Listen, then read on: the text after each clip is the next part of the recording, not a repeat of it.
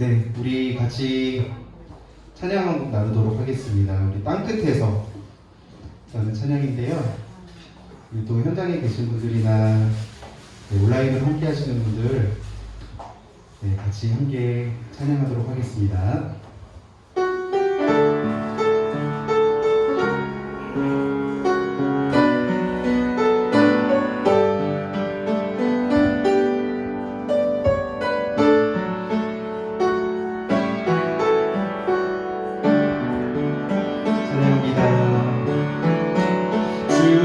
주께서 주신 동산에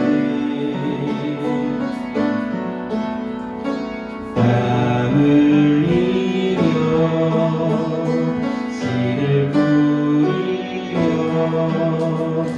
내 모든 삶을 드리니 날 사랑하시는 내 주님께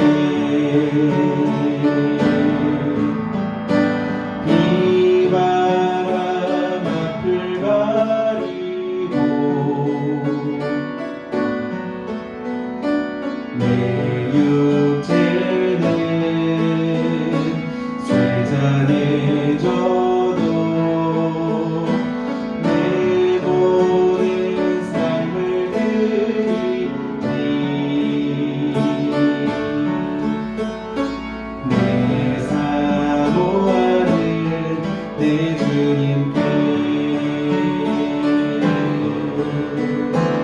땅 끝에서 주님을 맞으리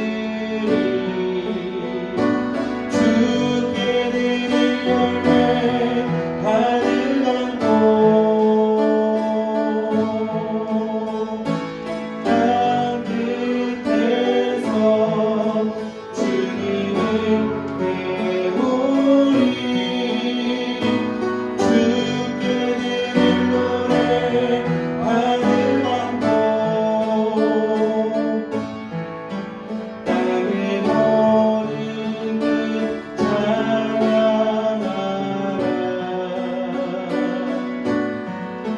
주님 오실 길 예비하라 땅의 모든 끝에서 주님을 찬양하라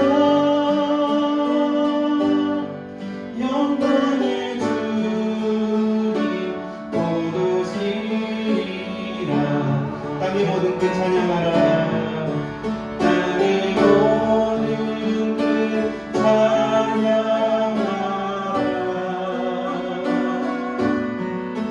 주님 오실 길 예비하라 땅의 모든 끝에서 주님을 찬양하라 영광의 주님 곧 오시리라.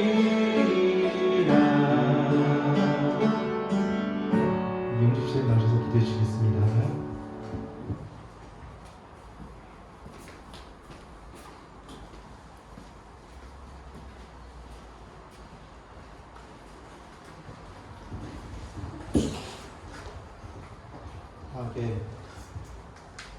다 함께 기도하시겠습니다.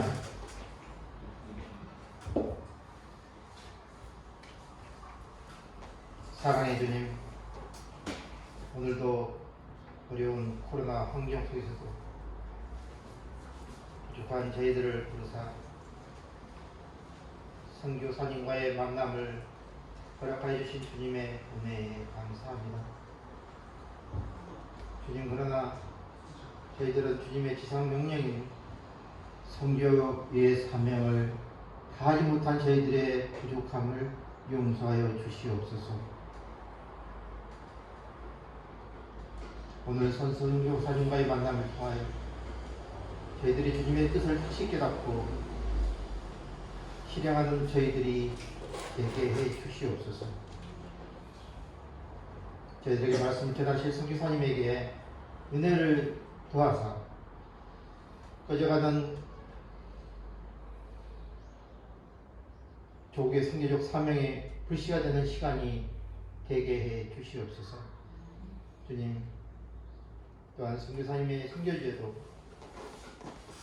주님이 함께하사 사역을 통하여 미얀마 민족의 주님을 보게 하사 어려운 환경에 처해 있는 그 민족의 빛과 소금이 되게 해 주시옵소서.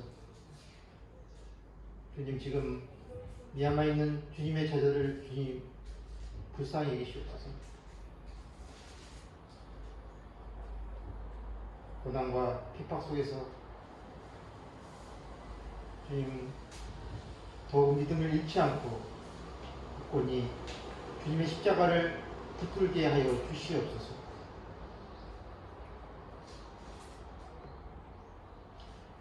마치는 시간까지 주의 성령의 임재함으로 은혜가 충만한 시간이 되게 해 주시옵소서.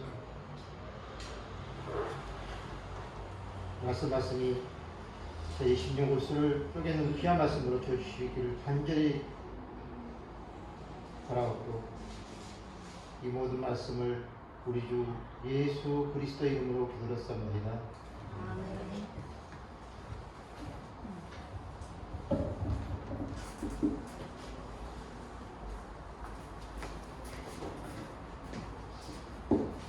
예, 오늘 그 귀한 시간 내주셨습니다. 우리 미얀마에서 지금 사역하시는 손한락 선교사님, 그다음에 사모님이신 안미숙 선교사님 같이 오늘 방문해 주셨고요. 오늘 손한락 선교사님 말씀 듣도록 하겠습니다.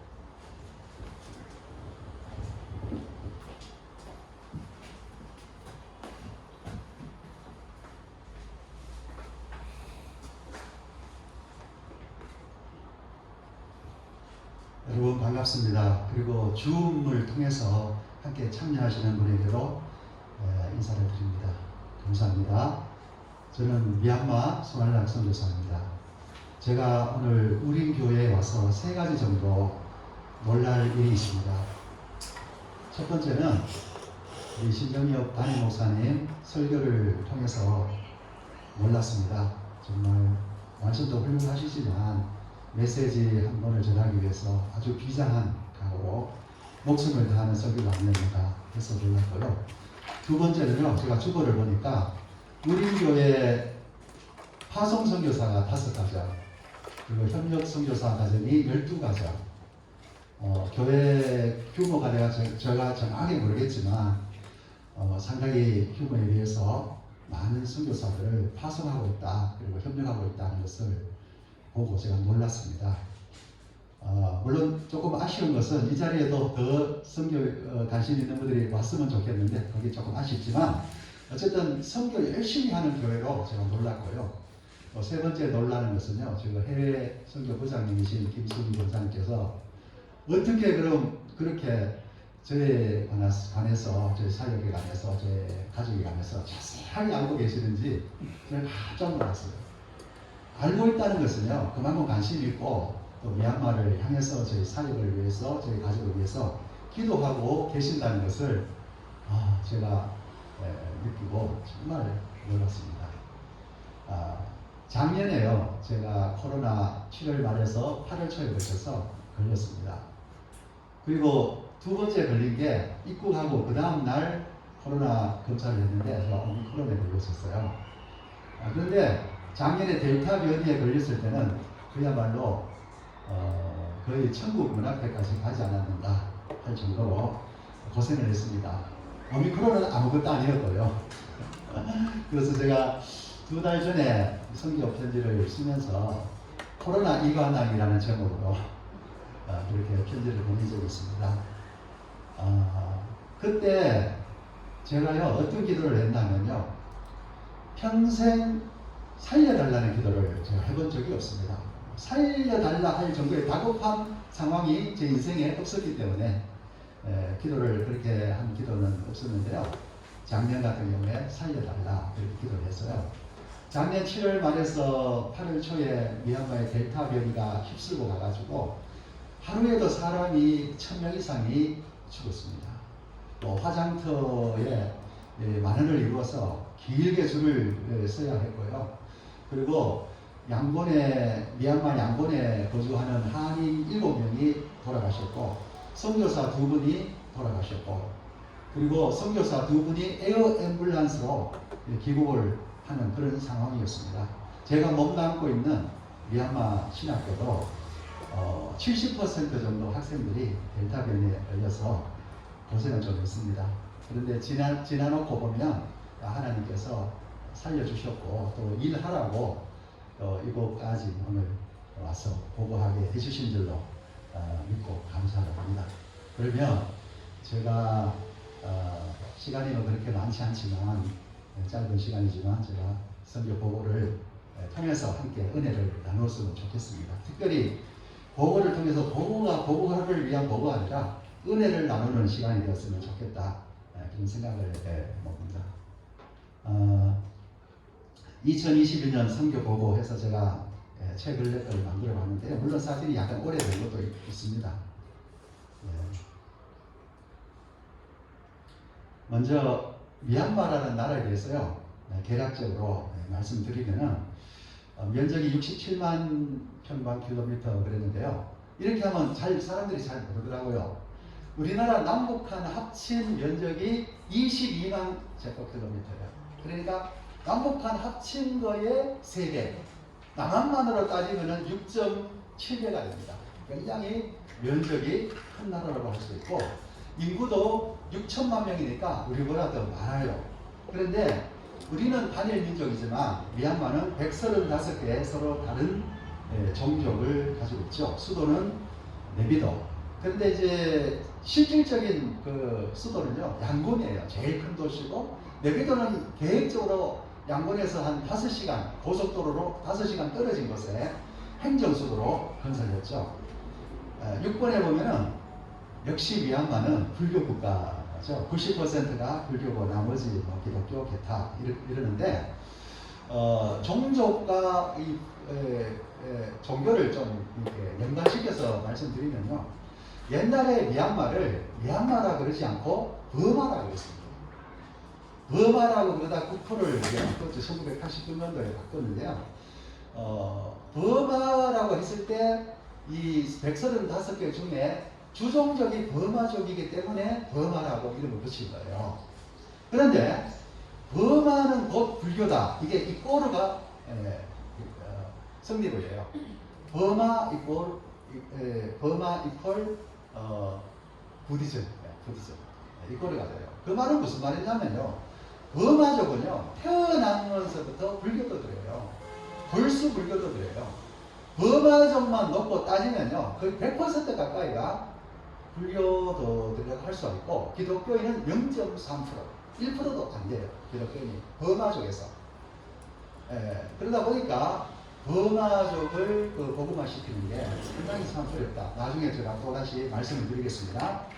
그리고 1인당 GNP를 보면은 2020년 기준으로 1360불이니까 아주 가난해요. 지금은 더 곤란에 빠져 있습니다. 왜냐하면 코로나는 뭐 전 세계가 다 겪는다고 하니까 경제적으로도 어렵고 한 거는 그래요. 그런데 거기에 더해가지고 작년 2월 1일 날 군사 쿠데타가 들어왔습니다. 그렇게 해서 경제가 지금 엄청나게 힘이 들고요. 며칠 전에 또 정부 발표가 뭐냐니까 수출해가지고 벌어오는 돈을 24시간 내에 미얀마 현지화로 달러를 바꿔야 돼요. 왜냐하면 미얀마 정부가 달러가 없기 때문에 돈이 들어오는 대로 그거 내놔라. 물론 현지화로 주는 거죠. 그렇지만 내놔라 24시간 내에 안 그러면 처벌하겠다. 그 정도로 달러가 없어서 지금 그 수입이라든가 이런 여러 가지 어려움이 있는 것이죠. 이렇게 미얀마는요 참 지금 가난하고 문제가 좀 많다고 볼 수가 있어요. 제가 미얀마는 대략 이렇게 마치고 양곤시청 저기 보십시오.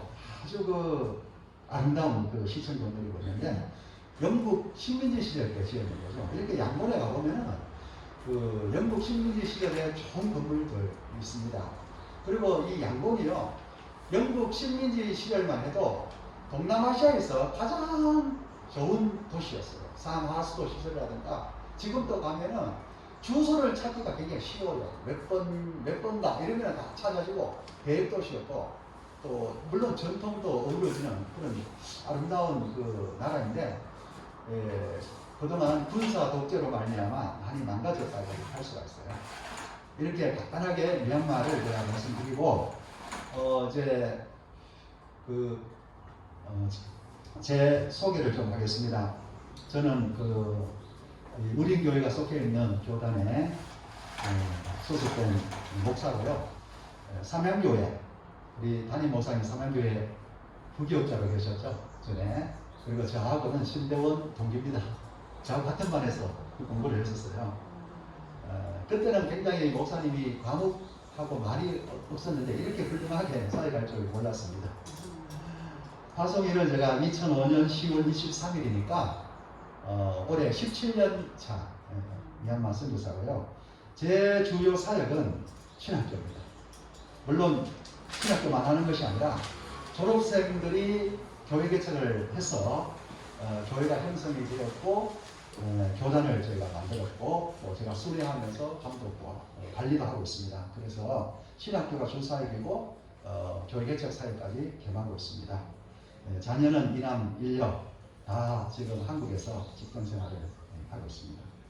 가족 사진 보시면 맨 왼쪽이 큰 아들이고요. 그 다음에 딸이 막내고, 그 다음 맨 오른쪽, 오른쪽이죠? 오른쪽 맞죠? 둘째 아들입니다. 또 제가 아직까지 공부 중이라 그래서 제가 참 많이 부끄러워요. 2017년도에 잠시 사역을 멈추고 남아프리카 공화국 토체스트롬이라는 곳에 가서 개혁주의 신학을 박사학위를 공부를 2년 동안 하고 왔는데요. 논문을 다 마치지 못했습니다. 돌아와서 사역 바쁘다 보니까 논문을 아직 완성을 못했는데, 교수님이 자꾸 이제 뭐라 그러고 해서 올해는 꼭 끝낼 생각입니다. 위해서 기도해 주시면, 특별히 기도해 주시면 고맙겠고요. 참 여기 교수님들이 아주 훌륭하시고 실력도 있으시고, 그래서 아주 좋은 개혁주의 신학을 가르쳐 주고 있습니다. 자, 그러면 이제 본격적으로 저희 장로의 신학교를 어떻게 사역이 이루어지는지 말씀을 드릴게요. 여기 보니까 학생들이 MIPST 이렇게 써서 들고 있죠. M이 미얀마, R이 리폼, P가 프레스비테리언, S가 School of Theology. 이렇게 해서 말 그대로 미얀마 개혁 장로회 신학교입니다. 여러분, 이 학교 이름 안에 중요한 게 다 들어있어요. 저희들이 가르치는 신학은요, 개혁주의 신학이에요. 개혁주의 신학은 다른 게 없어요. 성경대로 하자는 거예요. 성경대로 믿고 성경대로 살자. 이것이 개혁주의고요. 그 다음에 교회가 조직이 되면은 교회 정치가 있잖아요. 오늘 또 교회 정치에 따라서 세례 학습을 다 주었잖아요. 그렇듯이 우리의 학교에 따르는 정치는요, 교회 정치는 장로회입니다. 장로회는 교인들이 다 중요한 일에 참여하면 좋겠지만 교인들이 많다 보니까 교인들 중에 대표를 뽑아가지고 교회의 중요한 일들을 담당하는 그런 정치 형태를 장로회라고 그러잖아요. 그래서 우리 한국에 있는 장로회 마찬가지로 저희들 그렇게 정치를 따르고 있습니다. 저희 신학교를 좀 소개하면은 학교명은 제가 말씀드렸고, 개교일이 2007년 12월 4일입니다. 15년 정도 됐죠. 제가 2005년도에 미얀마에 갔는데 2년 동안 미얀마어를 공부를 했습니다. 2년 만에 됩니까? 이렇게 질문하는 사람이 있는데, 돼요. 왜 되느냐? 하나님께서 함께 해주시니까, 그것 때문에 당연히 그건 당연하죠. 그러나 미얀마어 어순이요, 우리 한국어 어순하고 똑같아요. 정말 똑같아요. 우리나라 사람들이 일본 말을 쉽게 배운다고 그러잖아요. 몽골어도 쉽게 배운다는 말 들었는데, 제가 몽골어는 잘 모르고 일본어를 쉽게 배우는 것 못지않게 미얀마 말을 쉽게 배울 수가 있어요. 그래서 혹시나 우린교회에서 또 미얀마 선교사로 올 사람이 있을지 모르는데, 오시면은 언어에 관해서는 그렇게 어려움이 없으니까 오시면 좋겠습니다. 이렇게 해서 제가 2007년 제가 혼자서 시작한 것이 아니라 이따 말씀드리겠지만은 여러 선교사님들이 힘을 합쳐서 신학교를 시작하게 돼가지고 신학과 그리고 2014년도에 유아교육과 그리고 올해 8월에 이 석사과정을 시작합니다. 이미 미국에 있는 에반겔리아 대학 고신 미주 고신 교단의 교단 신학교인데요. 에반겔리아 대학이라는 대학과 저희가 자매결연을 맺어가지고 5명이 이미 에반겔리아 대학 목회학 석사 과정을 지금 이수를 하고 있습니다. 여기에 더해서 우리가 함께 이 과정을 진행을 할 겁니다. 졸업생이요 한 90명 정도 지금 졸업을 했어요. 15년 됐는데 90명 뿐이다 이렇게 말씀하실지 몰라도 정말 한 사람 끌어내는 게 쉽지가 않았고 또 이 졸업생들이 나가서 지금 교회 개척을 해서 47개 교회가 개척을 했어요. 여러분 그 신학교가 두 가지 형태의 신학교가 있는데요. 그야말로 신학생들한테 교육만 해주는 그런 신학교가 있어요. 근데 저희는 교육만 해주는 게 아니라 와라. 그래서 모집을 가서 모집을 해오고 그 다음에 졸업을 하게 되면은 목회를 할 수 있도록 그 교회 개척을 할 수 있도록 저희가 돕고 땅을 산다든가 교회 건물을 짓는다든가 그리고 자립할 때까지 재정 후원을 한다든가 이런 식으로 지원을 하고 있어요. 어떤 게 쉬워요? 학생들만 딱 가르치고 그냥 졸업시키고 너희 알아서 해라. 우리는 너희들 공부만 가르친다. 이게 쉽잖아요. 그런데 저희들은 좀 어려운 길을 택했어요. 학생 모집부터 아프터 서비스까지 이렇게 해줍니다. 이렇게 해서 교단이 이제 형성됐습니다. 네. 제가 우리 신학교 두 가지 큰 특징이 있습니다. 이 두 가지를 함께 은혜를 나누기를 원해요. 뭐냐니까 아까 말씀드렸지만은 제가 혼자 신학교를 하는 게 아니에요. 협력 사역에 저희들이 모델이 제가 붙이는 얘기가 아니라 다른 분들이 주변 분들이 우리 신학교는 협력 사역의 모델이다 이렇게 말하는 사람들이 많아요. 사실 선교사님들, 목사님들 또 배울 만큼 또 배우고 그렇지 않습니까? 그래서 다들 훌륭하십니다. 근데 협력하는 부분에 대해서는 쉽지가 않아요. 그러잖아요. 그런데 저희들은 처음부터 지금까지 협력을 하고 있습니다. 혼자서 하면 안 되기 때문에 협력을 해요. 그런데 여러 선교사님들이 협력을 하다 보면요. 사실 누가 힘을 쓸까요? 되게 재정을 많이 끌어오는 사람이 힘을 쓰게 돼 있어요. Money is power 아니겠습니까?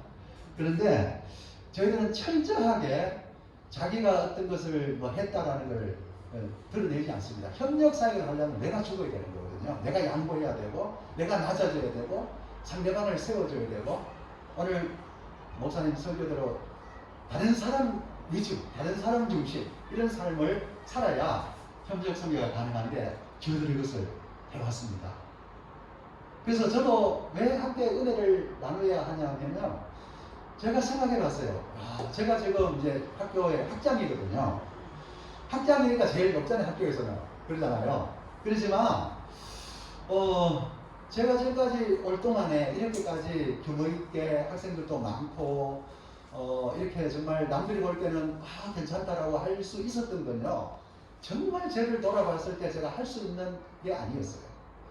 그런데, 내가 못하는 거, 제가 못하는 거를 다른 선교사들이 또 채워주니까 하게 되더라고요.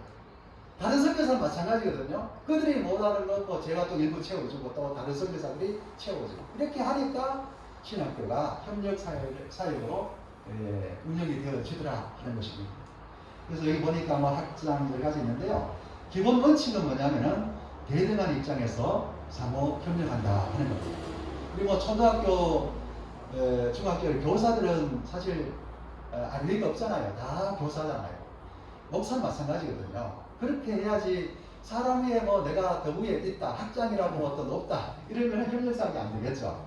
그러나 저희들이 대등한 입장에서 서로 존중하면서 이렇게 하기 때문에 협력사역을 하고 있습니다. 이게 최대 우리 신학교의 특색 중에 첫 번째고요. 두 번째는요 아주 중요한 얘기입니다. 버마족 위주의 신학교입니다. 저희들이 버마족 위주의 신학교. 아니 그게 왜 이렇게 중요하냐 이렇게 이제 생각하실 수가 있는데요. 아까도 말씀드렸지만은 미얀마는 67%가 버마족이에요. 버마족. 그리고 버마족은 곧 불교도다 그랬잖아요. 그런데 만약에 우리 교회에서 미얀마로 선교사를 파송을 하는데 예수 잘 믿는 종족에게 갈 필요가 있어요, 없어요? 없잖아요. 예수 잘 믿는 종족에게 복음을 전할 필요가 없어요.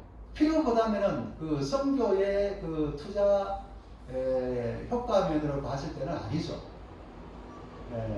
미얀마에 가면은요 친족이라고 있어요. 친족 들어보셨는지 모르겠습니다. 거의 100% 복음화가 되어 있습니다. 그리고 파렌족은 들어봤을 거예요. 50% 복음화가 되어 있어요. 그리고 따친족이라고 60%가 복음화되어 있어요. 그래서 가면은 미얀마의 목사 또 힘 있는 그런 그 교계 영향력이 있는 사람들이 거의 이 세계 종족의 목사님들이에요. 그래서 저희들이 선교사로 가줄 때는 잘 몰랐는데 제가 가서 보니 이 미얀마 상황을 보니까 되게 이제 친족, 까렌족, 따친족이 이제 복음화율이 굉장히 높아가지고 그들을 위해서 선교를 투자를 하면 낭비인 거 아닌가 싶을 정도의 그런 생각을 하게 됐어요. 그러면 여러분들이 선교사를 파송한다면 미전도 종족에게 파송해야 될 거 아닙니까? 미전도 최대 미전도 종족이 바로 버마족이에요. 아까도 말씀드렸지만 복음화율이 0.3% 전체 복음화율이 7%가 넘거든요. 동남아시아 중에서 미얀마의 복음화율이 꽤 높은 편이에요. 7.2%입니다. 그런데 버마족만 따지면 0.3% 1000명당 3명밖에 예수를 믿지 않습니다. 그래서 저희는 신학교를 열면서 처음부터 버마족을 위한 신학교가 되어야 되겠다. 여러분 그런데 버마족을 위한 신학교가 되겠다라고 결심을 하지만요 이게 너무 어려운 겁니다. 미얀마가 1813년도 7월 13일 날 선교사 최초의 선교사 아도니람 저드슨이라는 사람이 들어왔어요. 미국 사람인데요. 이분이 이제 원래는 장로교도였는데 선교지에 와서 침례교도로 신분을 바꾸었습니다. 침례교 선교사죠. 이분이 버마족한테 복음을 전하는데요. 안 되는 거예요. 안 돼요. 6년 만에 처음으로 세례교회를 얻었습니다. 이 사람이 우노라는 사람이 지금 우노 기념교회가 있습니다.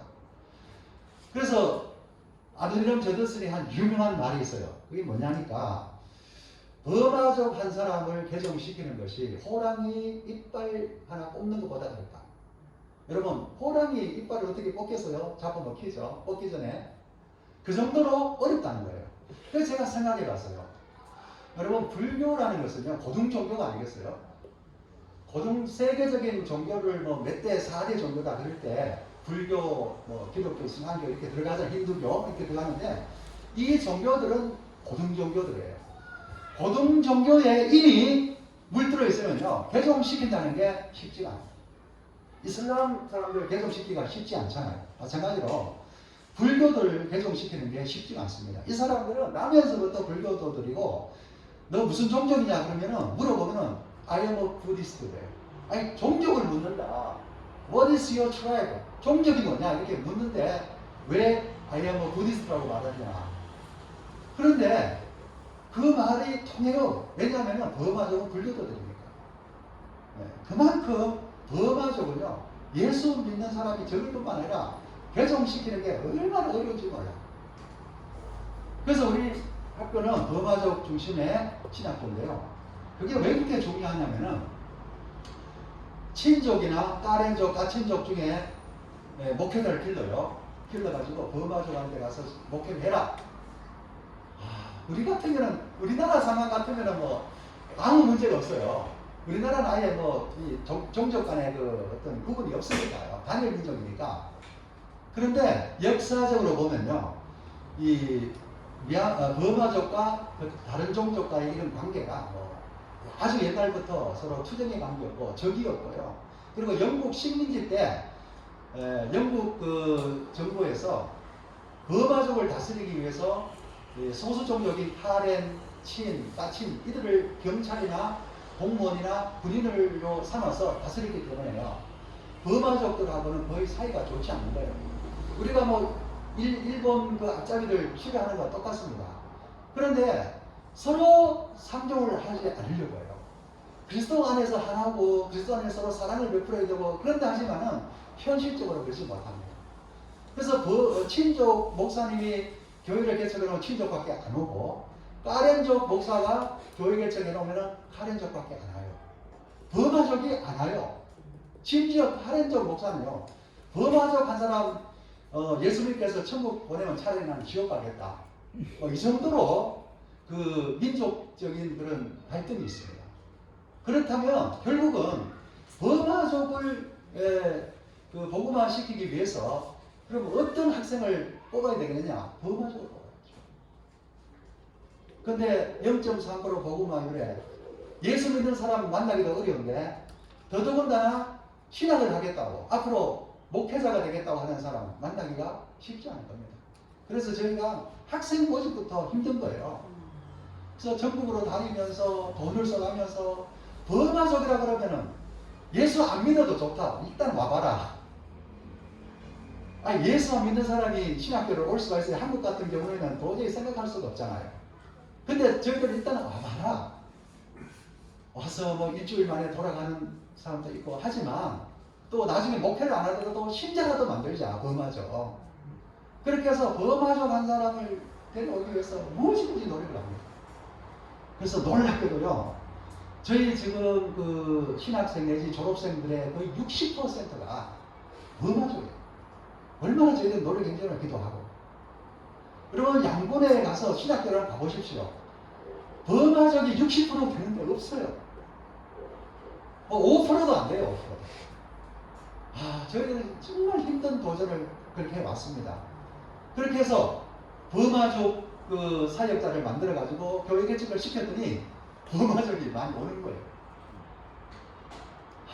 너무너무 감사하고 힘들었지만은 감사하고 있습니다. 이렇게 저희 신학교는 크게 두 가지 협력, 선교사들이 서로 협력한다. 두 번째, 버마족 위주의 신학교다. 두 가지 특색이 있습니다. 그 다음에 사진은 쭉 보고 제가 넘어가겠습니다. 네, 2007년도 건물을 짓기 위해서 기공식 할 때 모습입니다. 네, 저희 신학교 입구입니다. 저희 신학교 한 3,500평 정도 부지가 있고요. 그리고 건물도 많고 그렇습니다. 네, 캠퍼스 내부 미얀마는 녹음이 우거져 가지고 굉장히 그 숲이 많아요. 네, 신학교 강의동, 신학과 강의동, 유아교육관이 따로 있습니다. 자, 운동장은요 옛날 사진입니다. 왜냐하면 요 근래 찍으려고 했는데 앞에 나무가 가려가지고 정면이 잘 안 찍히더라고요. 할 수 없이 옛날 사진을 제가 올렸는데 저희 신학교의 롱그라운드입니다. 잔디구장. 네. 그래서 애들이 축구를 많이 해요. 단기 선교팀이 와서 청년들이 와서 우리 학생들을 이기고 가는 팀이 없어요. 이렇게 저희들이 자랑하는 그 운동장이고요. 동네 사람들한테 개방해서 동네 청년들도 와서 축구를 하는 거죠. 예. 그리고 이제 그 부속 유치원 저희들이 2014년도에 유치원을 했어요. 왜냐하면 교회가 지역 주민한테 인정을 받고 좀 더 지역 주민들한테 뭘 해줄 수 있을까 그렇게 해서 교회 내에 유치원을 시작했어요. 그러다 보니까 유치원 교사를 양성하기 위해서 유아교육과를 2014년도 12월에 개설을 해서 지금 계속해서 매년 졸업생을 배출하고 있습니다. 그리고 신학교 안에 유아교육과 실습을 해야 되잖아요. 그래서 정부 정식 허가를 받은 유치원을 저희들이 만들게 되었습니다. 요거는요 사진이 좀 오래됐죠. 2020년 2년 지났는데 지금은 더 잘 되어 있죠. 유아교육과 강의동, 유치원 놀이터 잘 갖춰놨습니다. 시설을 잘 해놨습니다. 그리고 이제 저희가요 시설이 좀 제법 되는데 그래도 좀 부족한 게 뭐냐, 교수 연구실도 전임 교수한테 방도 못 드리고 그랬는데 이제 여기 이제 신학교 안에 부지가 또 저희들 학교는 부지가 있어요. 부지에 올해부터 이제 건축을 하기 시작했어요. 그동안 건축 허가 받는데 코로나 때문에 건축 허가 받는 데만 2년이 걸렸어요. 그래서 건축 허가를 받고 3층짜리 건물을 이제 제가 올 무렵에 잠시 기부할 무렵에 이렇게 짓게 되었습니다. 기초를 하고요. 기초를 하고 지금 이제 이미 끝났습니다. 그리고 HBM을 지금 올리기 시작했어요. 그 사진은 제가 없어요. 여자 기숙사 있고요. 그다음에 기도실이 저희 개인 기도실이 열실이 있습니다. 늘 기도실에 들어가라. 이 말은 기도에 힘쓰라 이렇게 하죠. 그리고 저희 신학교에서 새벽이 굉장히 강합니다. 새벽이 우리 교회는 특별 새벽 기도를 1년에 2번 한다 그랬는데요. 저희는 365일 합니다. 365일. 뭐 학생들이 저는 기숙사 생활하니까 100% 기숙사 생활하니까 뭐 새벽 기도 안 나오면 안 되잖아요. 강제를 시키는 거예요. 제가 청신신대원 다닐 때 50%만 참여하면은 기숙사 계속해서 살 수 있는 그런 허락을 받을 수 있는 게 있었거든요. 그런데 저희는 그게 50%가 아니라 100%입니다. 100%. 5시 반부터 7시까지 1시간 반 동안 전반부는 큐티, 후반부는 통성기도 이렇게 해서 매일 새벽 기도를 하고 있습니다. 기도하지 않고서는 저희가 아무것도 이룰 수 없는 것이죠. 그래서 새벽 기도에 힘쓰고 있고 신학 공부를 하다 보면요 성경을 많이 못 읽을 수가 있어요. 그래서 새벽에는 성경 큐티를 계속해서 하고 있습니다. 수업 모습인데요. 제가 써 있는 사람이 저예요. 저인데 한 뭐 10명 채 안 됩니다. 저는 너무 좋은 게 총신에 다닐 때 한 반에 200명씩 앉아서 공부를 했거든요. 그런데 10명이니까 얼마나 속닥하고 좋은지 몰라요. 그래서 너무너무 참 서로 주고받고 할 수 있고 또 졸지도 못하죠. 졸지도 못하고 이렇게 해서 저는 수업을 너무 참 즐기고 있습니다. 학생들도 열심히 공부를 해주기 때문에 이렇게 공부를 하고 있는 모습입니다. 그리고 저희 신학교가 이제 시설 면에서도 투자를 많이 해서 그 학생들이 공부하는 데 좀 더 도움을 줘야 되겠다. 그렇게 해서 컴퓨터도 많이 들어놓고 인터넷도 작년에 다 설치했습니다. 미얀마 제가 이렇게 얘기하면 와 이제 인터넷 설치했나 이럴지는 모르겠지만요. 아까 말씀드렸잖아요. 1인당 국민소득이 1,300불. 지금 기름값이 얼마냐면 우리 한국과 똑같습니다. 기름이 올라가죠. 그러면 우리 한국 사람도 지금 기름값이 많이 올랐다고 불평을 하는데 소득은 우리 10분의 1밖에 안 되는데 10분의 1도 안 되죠. 기름값 우리하고 똑같다.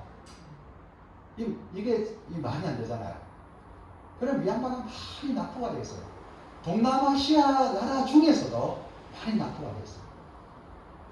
우리 조모사님들 미얀마 한번 모셨는데 그때는 뭐 수련회 선교사를 선교대회에 밖에 안 하죠. 조금 변두리로 간다든가 시골로 가면 전기도 없죠. 사람들의 삶이요 정말 힘들어요. 그런데 그래도 미얀마가요 국제 어떤 그 흐름을 따라갈 수밖에 없잖아요. 그 인터넷도 허용을 했고요. 그래서 인터넷 제가 소원을 했는데 작년에 싹 깔았습니다. 우겨가지고 깔아가지고 여기 보니까 노트북도 새 거잖아요. 16대를 제가 오기 직전에 기증을 받았어요. 한국에서. 그래서 우리 학생들 컴퓨터 다 시키고 인터넷 다 하게끔 그렇게 하고 있어요. 뭐 논문 발표 같은 경우도 가끔씩 이렇게 하고요. 저희들 기말 시험인데 학생들이 다 한 60명 정도 됩니다. 60명을 거의 한꺼번에 시험을 보게 하는데 학력 사이사이 서로 다른 학력을 매치를 하면 큰 일도 못하고 이렇게 해서 하는데 철저하게 합니다. 저는요 제가 되게 까다로운 사람은 아니에요. 그런데 공부만큼은 철저하게 시켜야 되겠다. 그렇게 해서 제가 이제 지금은 뭐 사대 학장이긴 하지만 교무처장을 제가 오래 했습니다. 교무처장을 하는 역할이 가르치는 걸 다 계획을 하고 또 실행을 시키고 교수를 청빙하고 가르치는 일을 도맡아 한 거죠. 그러면서 이제 수업을요 빠질 수가 없게끔 그렇게 하고 졸업 학점이 처음에는 저희가 160학점이었어요. 아니, 요즘에 대학에 160학점이 어딨습니까? 근데 미얀마는 문화적인 혜택이 없기 때문에 학생들이 문화적으로 뭐 바쁠 일이 없어요. 그래서 공부하고 축구하고 잠자고 시간이 무지 많아요. 그래서 저희가 160학점을 처음에 했는데요. 3대 총장님이 오셔가지고 야 이거 너무 많다. 그래서 140학점으로 줄였어요. 한국에서 지금 140학점도 많잖아요. 그래서 공부는 철저히 시키고 시험도 철저히 이렇게 관리를 해서 지금까지 운영해 보고 있습니다. 그리고 신학교가 지금 학생들이 별도로 주일 예배를 드리는데 코로나 때문에 그렇습니다. 코로나가 아니면은 교회로 다 흩어져서 봉사를 할 텐데 코로나 심할 때 이제 학교에서 예배를 드리는데 강당 좋죠. 굉장히 넓고 100평 정도 되니까 강당 굉장히 넓고 여기서 행사도 많이 하고 그렇게 하고 있습니다. 신학교 내에 교회가 또 있습니다. 이 정식 교회입니다.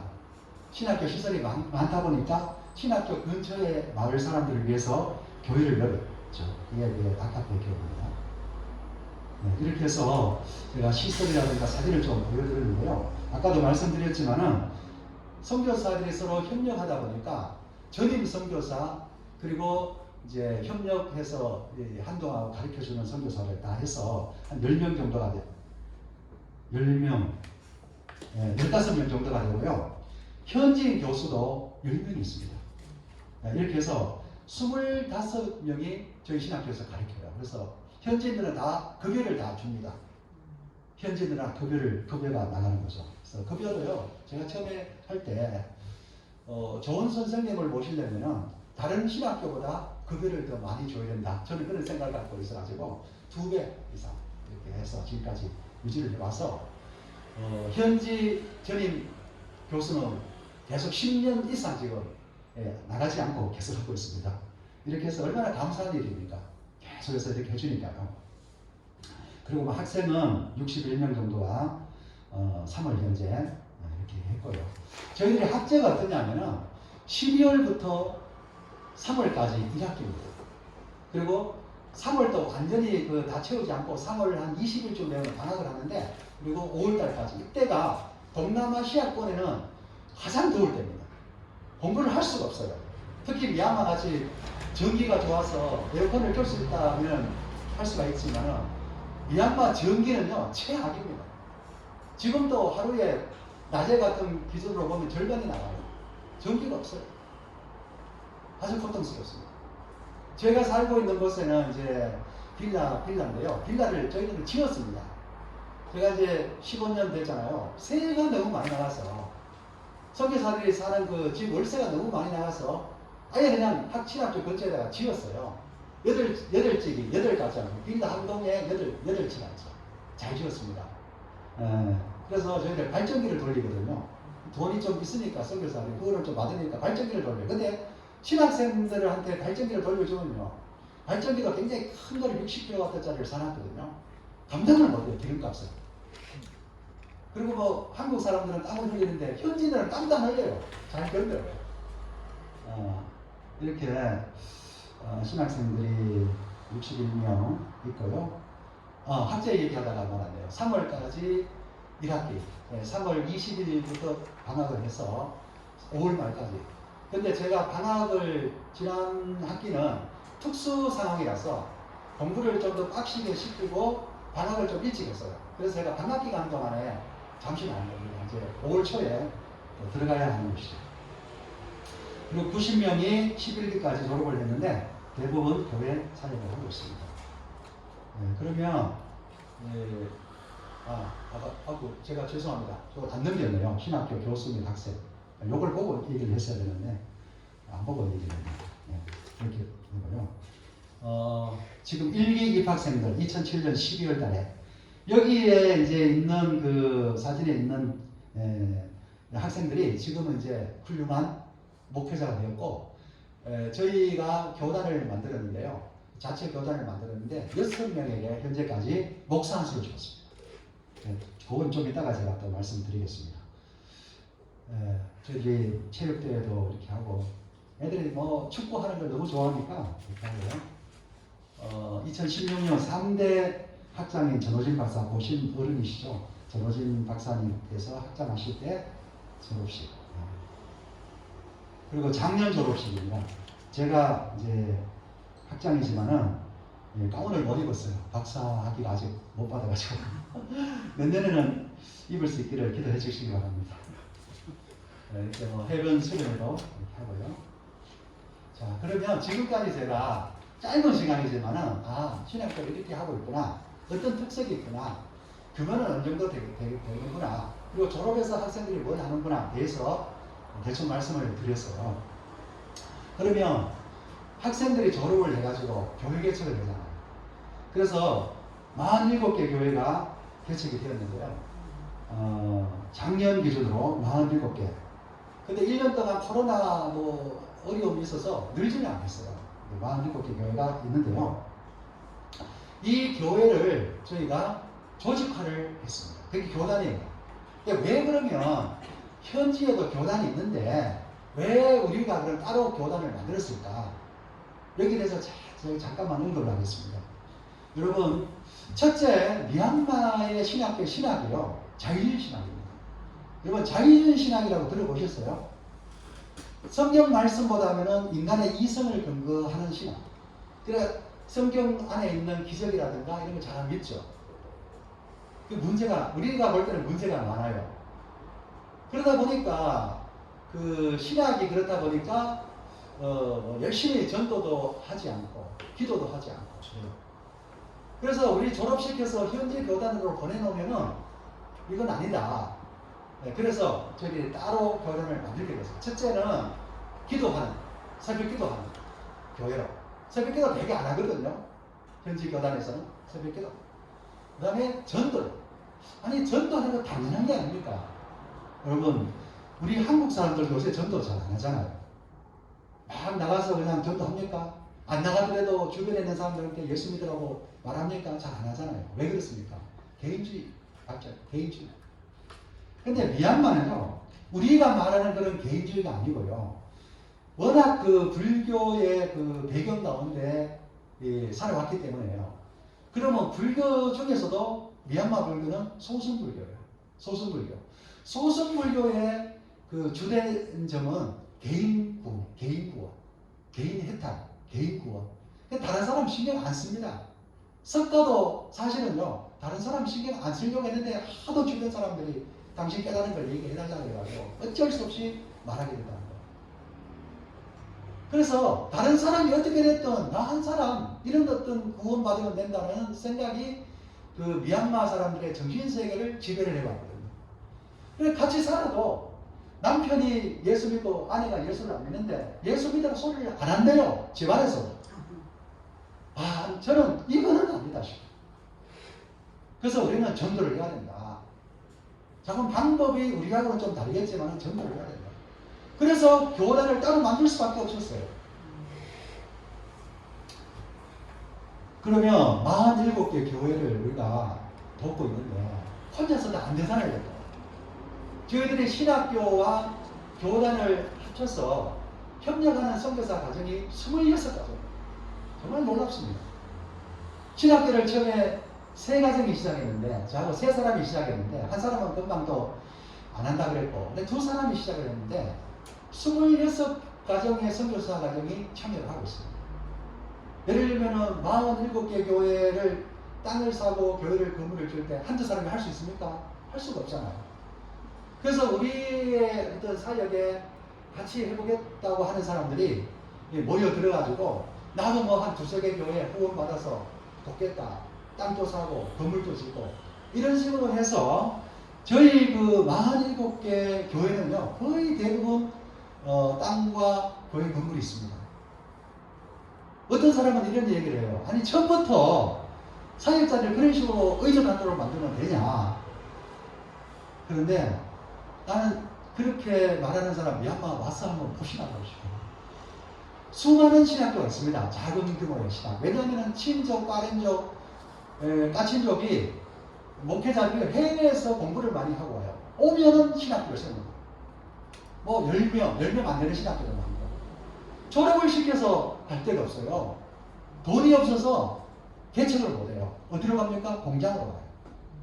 그래서 저희들은 대신에 열심히 해라. 죽을 각오를 해라. 그리고 아주 세게 신학교 때부터 공부를 시키고 기도를 시킵니다. 훈련을 시킵니다. 그리고 사람도 받아본 사람이 남을 사랑할 줄 알지. 그렇게 해가지고 저희들이 마음껏 지원을 해주고 하도록 그렇게 공유를 하는데요. 너무너무 잘하고 있어요. 저는 정말 이제 나이가 들고 졸업생들이 많아지면서요. 너무너무 감격하는 거예요. 초기에 얼마나 고생했는지 몰라. 왜냐하면 아무것도 모르잖아요. 아무것도 모르면 다 가르쳐 줘야 되고, 교회 개척해 줘야 되고, 교회 목회는 이렇게 해야 된다. 그리고 그들이 목사가 한 사람이 없을 때 우리가 일일이 다 가가지고 세례식, 성찬식 다 했잖아요. 그리고 경비 다 끌어와가지고 했잖아요. 근데 지금은 아니에요. 목사 생겼죠, 강도사 있죠, 전도사 있죠. 신학교에서도 졸업생들이 배치가 돼가지고요. 옛날에 잡다한 거 우리가 다 한 걸 그들이 다 해요. 너무 많이 편해졌어요. 물론 우리 선교사들이 없으면은 안 되는 그거는 설교 실패잖아요. 그래서 리더십 이양 현지인들이 스스로 할 수 있을 때까지 우리가 돕고 그들을 세우는 이게 우리의 목표예요. 그래서 지금은 아주 중요한 일이 아니면 스스로 하도록 지금 하고 있습니다. 그런데 너무너무 잘하고 있어요. 너무 감사하고. 정말 이 바울이 디모데에게 아들이라 그러듯이 제자들을 보면은요, 정말 아들 같아요. 너무 참 감사하죠.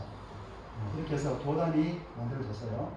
그럼 교단에서는 주로 무슨 일을 하냐면은 그 교회들을 조직하는 일, 뭐 수련회, 전도회, 졸업생, 졸업 모임 추진, 주일 공과, 훈련, 전도지, 강도사, 목사, 안수 실시, 뭐 이렇게 해서 이런 일들을 다 하고 있는 것이죠. 그래서 교단 설립 예배가 2017년도에 신학교에서 있었고요. 이렇게 해서 교회를 한번 보십시오. 야나교회라는 교회인데, 이제 제가 자주 가는 교회인데요. 어른만 7,000명 이상이 모여요. 주일학교 9시에 할 때도 많이 모이고. 그래서 저는 너무 감격하는 게 신학교는 정말 매력 있는 사역이에요. 왜냐? 신학교는 어떤 사역이냐면 목회자를 길러내잖아요. 한 사람 길러내서 보냈는데 이렇게 모이는 거예요. 물론 다른 사역도 다 기회예요. 다 자기의 그 달란트에 따라서, 은사에 따라서 사역하는 게 각각 달라요. 근데 하나님께서는 제게 가르치는 은사를 주셨어요. 그래서 신학교를 하게 됐는데 제가 너무너무 희열을 느끼는 게 그거예요. 한 사람 제대로 가르쳐서 목회자 만들어 놓으면 이렇게 된다니까요. 그래서 여러분들이 이제 선교사님들이 와서 다 선교사기 다 귀하긴 해요. 그래도 우리 신학교 사역 다시 한번 생각해 주시고 기도해 주시고 또 후원도 해주시고 이렇게 해주시기 바랍니다. 그리고 또 제가 관여하는 교회, 감당하는 교회가 또 중벌레 교회라는 데가 있는데 아주 열악한 지역이에요. 근데 부흥을 하기 시작했어요. 지금 아직까지는 전도사인데 잘하고 있습니다. 뭐 신탄진 교회 주일학교 지금 강습회를 하거든요. 어린이 여름 성경학교 같았는데 코로나인데도 불구하고 애들이 마스크 쓰고 와서 성경을 배우는 거죠. 주일학교 모습들. 그리고 이제 건축 전에 저희들이 돈이 이제 없을 때 이렇게도 합니다. 처음에 제가 남아공에서 2019년도에 돌아와가지고 이 교회도 좀 맡아서 지도를 하라 해가지고 갔는데 이래요. 교회가 이래 그래서 예배당을 좀 지어줬으면 좋겠다 그랬는데 군포에 어떤 작은 교회가 아주 작은 교회가 헌금을 내주셔가지고 이렇게 됐어요. 같은 교회. 네, 이렇게 됐어요. 확실히 다르죠. 이렇게 해서 물론 이제 뭐 꼭 그 시설이 중요한 건 아니에요. 그렇지만은 예배를 잘 집중할 수 있도록 그 시설을 갖추는 것도 중요하다고 보는 거죠. 그래서 저희들이 한국교회 후원을 받아서 이렇게 하고요. 작년에 감동의 그 설립 예배를 드리고 몇 명 안 되잖아요, 처음에. 네, 그 사진을 보시면. 단기팀이 오면은 이렇게 또 교회를 방문하기도 합니다.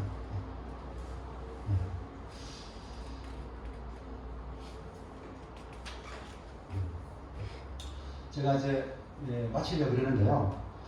짧은 시간에 제 사역을 어떻게 다 말씀드릴 수 있겠습니까? 우리 교회에도 계획을 짜서 미얀마를 한번 방문해 주세요. 오는 게 좋습니다. 가서 믿음도 생겨나고 또 저희들하고 또 친해져서 더욱더 기도하게 되고 하지 않겠느냐 하는 것입니다.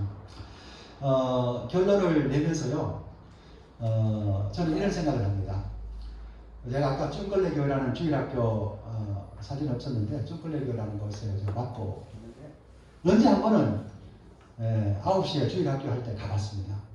조금 애들이 한 절반밖에 안 온 거예요. 너희들 왜 절반 어디 갔냐 했더니 인근의 절에서 무슨 행사를 한대요. 행사를 하니까 먹을 것도 주고 뭐 선물을 주고 하니까 그걸 무르르 몰려간 거예요. 나머지 남아있는 절반 애들한테 너희들은 왜 안 갔냐 이렇게 하니까 우리는 갈 수가 없어요. 우리는 예수를 믿어요. 우상숭배를 할 수가 없어요. 거기서 제가 큰 감동을 받았어요.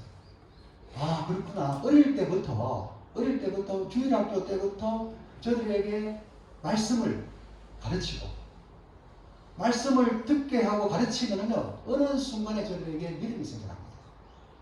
그때부터 이제 신자가 되는 겁니다. 그러면 그때부터 하나님의 말씀대로 살려고 하는 것이죠. 절에서 뭐 온다고 안 가는 거죠. 저는 그래서 이것이 선교사가 할 일이고 이것이 사역자들의 할 일이 아닌가.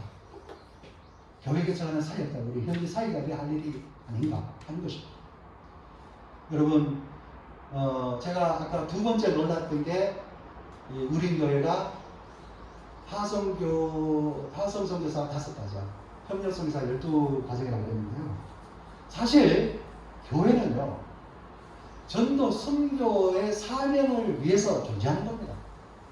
하나님이 구원하시는 방법이 하나님이 직접 구원할 수도 있으시죠. 하나님이시니까, 전능자시니까 가능하죠. 그런데 굳이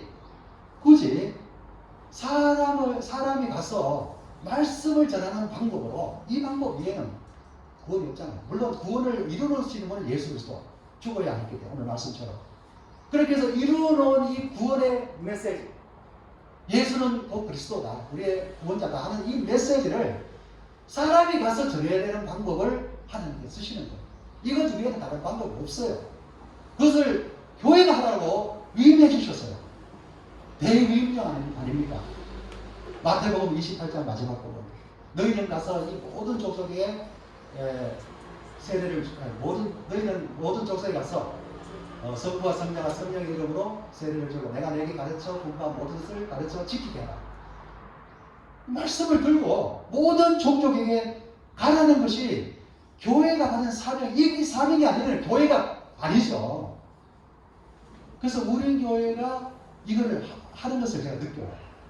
이보다 더 큰 교회가 선교사 한 가정, 또 아예 선교사, 화성 선교사가 없는 교회도 많아요. 제가 보니까요, 아주 힘에 겹게 하는 것 같아요. 그거 잘하는 것이거든요. 그리고 저거 이제 17년 선교사 하면 여러 교회도 방문해 봤지만은, 선교하는 교회가 살아있더라고요. 선교하는 교회가 부흥하더라고요. 여러분 이거 믿으시고, 정말 힘에 부딪히도록 선교를 위해서 헌신해 주시기 바랍니다. 선교사를 돕고요. 선교사 오면은 따뜻하게 대해주시고, 협력 선교사, 후원 선교사 끝이 나시고, 정말 힘을 다해서, 이게 주님 예수님 다시 오시기 전에 교회가 맡은 사명이니까, 교회가 맡았다는 것은 성도들이 맡았다는 얘기 아닙니까? 나하고 성교가 나하고 상관없다. 이런 성도 가르쳐야 됩니다. 이렇게 해서 성교 위주의 교회가 되시기를 부탁드리고, 기도 제목 이렇게 보시고 기도해 주시고, 제가 매달 그 성교 편지를 수필로 씁니다. 뭐 딱딱하게 보고식으로 쓰면은 안 읽잖아요. 수필식으로 쓰고, 사진을 제가 안 넣는 이유는 제가 군사정부 때 갔잖아요. 전부 그 중국처럼 들여다보고 하기 때문에 선교 사역에 지장이 있을까봐 그랬고요. 그러다 보니 글만 쓰게 됐는데요. 오늘날 사람들은 눈으로만 하려고 그러잖아요. 글을 안 읽어요. 근데 저는 고집스럽게 글을 읽도록 하고, 글을 읽을 때 사고가 생겨 생각을 하게 되거든요. 그림만 나가고 생각을 잘 안 하죠. 네, 그래서 꼭 뭐 한국에 있는 후원자들이 읽으라고 쓰는 게 아니고, 제 자신이 선교 어떤 사역도 정리도 하고, 그리고 혹시 정리된 것이 나중에 미얀마 선교 역사에 자료가 될 수도 있고, 그리고 내 스스로 내 자신이 글 쓰는 일에 게으르지 않기 위해서 하는 거예요. 이런 목적으로 했는데 또 보내니까 읽어주시는 분도 계셔가지고 제가 너무 기뻐요. 감사하고 위해서 기도해 주시면 고맙습니다. 오늘 보고는 여기서 마치겠습니다. 감사합니다.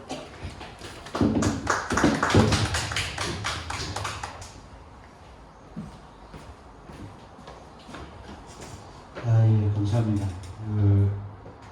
사실은 이제 현역 선교사님들은 이렇게 오셔서 이렇게 얘기를 만나는 그 시간들이 많지가 않은데, 어떻게 와주셔서 저희들 가지게 됐고요. 다음 달에는 저희들 제보 미리 말씀드린 대로 그 뉴질랜드 생각하고 계시는 우리 이성철 선교사님 마침 이번 주에 한국에 들어와 계시고 오늘 이 자리에도 같이 참석을 하셨습니다. 근데 5월 8일로 예정되어 있는데 저희들 아마 2, 3주 지나면 코로나 관련한 게 좀 많이 완화돼서 저희들 지금도 이제 10명까지 식사도 가능하고 이러니까 사실은 다음에는 좀 모임도 가능하지 않을까 싶은데, 어쨌든 우리 김순희 권사님 해외 선교부 특히 지금 이 파송 선교사님들은 저희 처음에 말씀드렸듯이 이렇게 지원 조직 같이 카톡방을 만들어 놔서 거기에서 자유롭게 이렇게 만날 장소, 또 어떤 형식으로 이것을 진행할지를 정해서 진행을 해주시면 좋을 것 같습니다.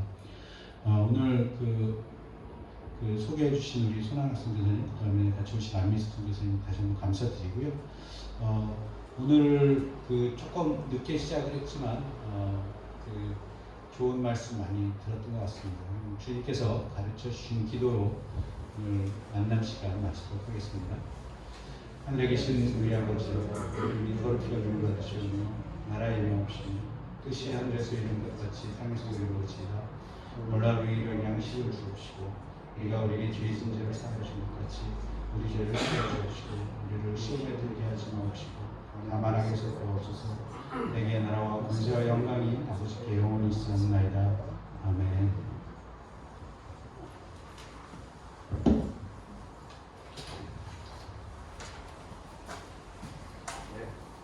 그러면 마무리하시고